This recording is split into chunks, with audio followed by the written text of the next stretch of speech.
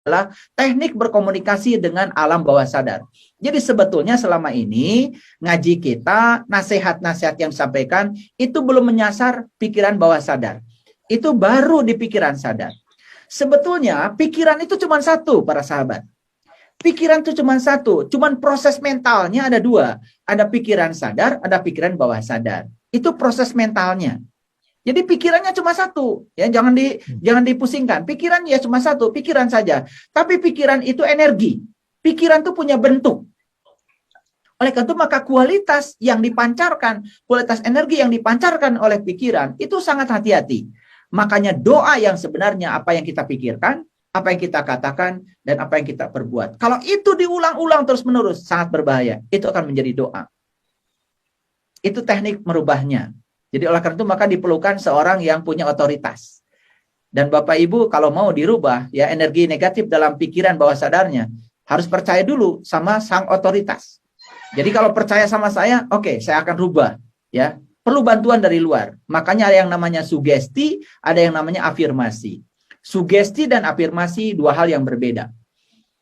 Oleh karena itu maka dalam proses merubah energi diperlukan dua, sugesti dan afirmasi. Makanya kadang-kadang diperlukan kata-kata ya, karena kata-kata juga energi ya untuk mengubahnya. Itu saya kira. Terima kasih.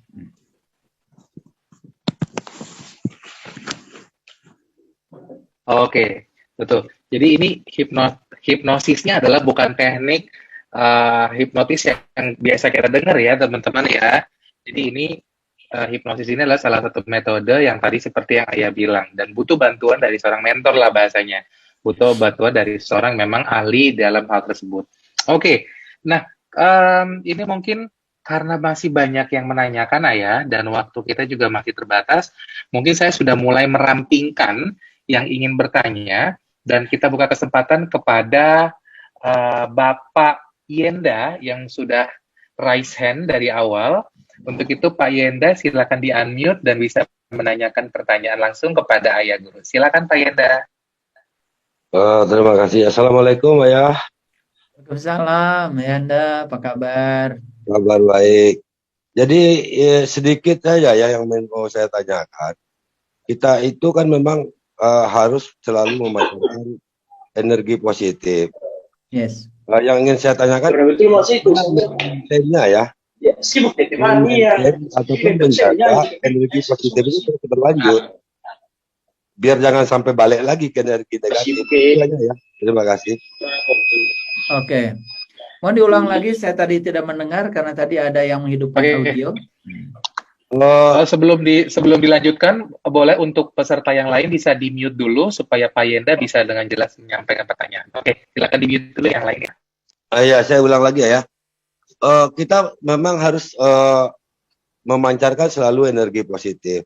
Yes. Pertanyaan saya itu, bagaimana cara menjaganya agar energi positif itu terus berkembang dan mungkin berkembang lagi tanpa batas. Yes. Biar jangan kembali lagi ke dan mungkin balik lagi ke negatif.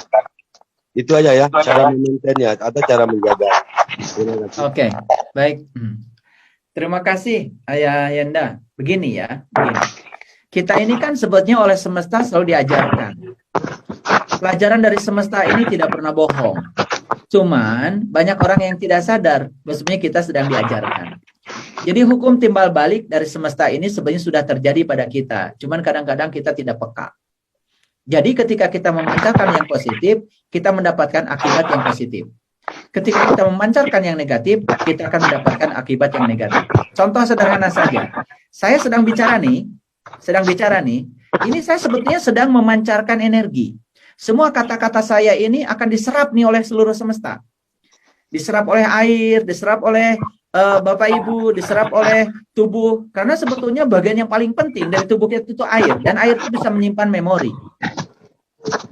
Ada riset yang sangat bagus ya. Ada riset yang sangat bagus. Ternyata ada anak berantem di sekolah. Dan ternyata sebenarnya dia tuh belum pernah melihat adegan berantem. Karena kalau ibu bapaknya berantem di rumah, selalu kalau anaknya sedang di sekolah. Ternyata ya ketika proses berantem itu sebetulnya kata-kata itu sudah masuk di air, sudah masuk di semua benda-benda yang ada di rumah. Dan ternyata air itu bisa menyimpan memori. Jadi proses transformasi energi itu melalui air yang diminum oleh anak. Itu sangat berbahaya. Jadi semua yang kita katakan ke semesta ini menjadi simpanan energi semesta. Dan suatu saat akan dikembalikan. Jadi mekanismenya sederhana. Belajarlah. Ketika kita memancarkan yang positif, kita dapat yang positif. Ketika kita memancarkan yang negatif, dapat yang negatif. Berarti dari situlah kita akan diajari. Oh, kalau begitu saya tidak mau menanggung yang negatif. Maka mulai hari ini saya tidak mau memancarkan yang negatif. Jadi semesta sendiri yang akan mengajarkan itu. Kalau kita sadar dengan pembelajaran itu. Masa ya ketika kita dapat yang negatif kita senang-senang aja kan pasti nggak mau. Tetapi kita sadar bahwa sebetulnya yang negatif ini sebetulnya pancaran dari energi kita sendiri. Karena hidup itu seperti gema. Apa yang kita pancarkan itu akan kembali memantul kepada kita sendiri. Makanya ya, kalau orang marah, mungkin orang mengira marah pada orang lain. Padahal sebetulnya dia menyimpan simpanan energi di semesta dan suatu saat akan dikembalikan pada dirinya. Itu yang disebut dengan karma. Itu adalah hukum timbal balik. Jadi kalau menggunakan bahasa Quran, kan di Quran dikatakan, wa may ya'mal mithqala dzarratin khairan yarah, wa may ya'mal mithqala dzarratin syarran yarah. Jadi semua yang positif akan kembali positif, semua yang negatif akan kembali negatif, dan tidak pernah ada pengurangan dari semesta. Karena semesta itu akan mengembalikan semuanya seperti adanya, sejujurnya. Jadi bagaimana caranya? Caranya sederhana. Belajarlah dari semesta. Belajarlah dari semesta. Saya tidak ngasih tip yang aneh-aneh. Belajarlah saya sebenarnya dari kehidupan. Kita dipanjangkan umur itu kata Quran untuk berpikir. Makanya selalu eling, selalu waspada. Lihat ya proses belajar yang sedang diajarkan semesta kepada kita. Itu sangat luar biasa. Sangat luar biasa. Begitu ya Ayah Yenda. Ya, ini yang raise hand banyak sekali ini. Oh, Silakan. Oke. Karena yang raise hand banyak dan waktu kita terbatas, saya mungkin akan buka lagi untuk terakhir nih Ayah sebelum kita meresuma. Ini tadi ada Ayah Dios yang ingin bertanya. Barangkali Ayah Dios bisa tampil.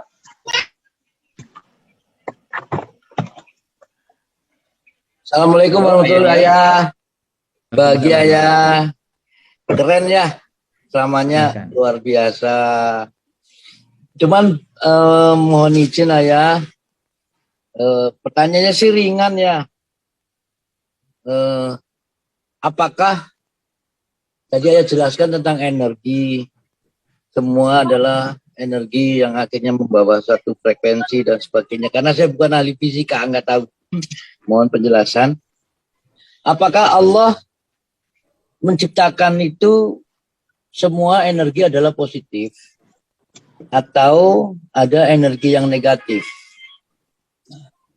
Kalau mendidik ke dalam diri, mungkin seperti yang dijelaskan Ayah, kuncinya ada 5 untuk berubah yang negatif menjadi positif. Ada pemahaman atau ilmu pengetahuan, ada cinta, keadilan, pengabdian, dan kesabaran.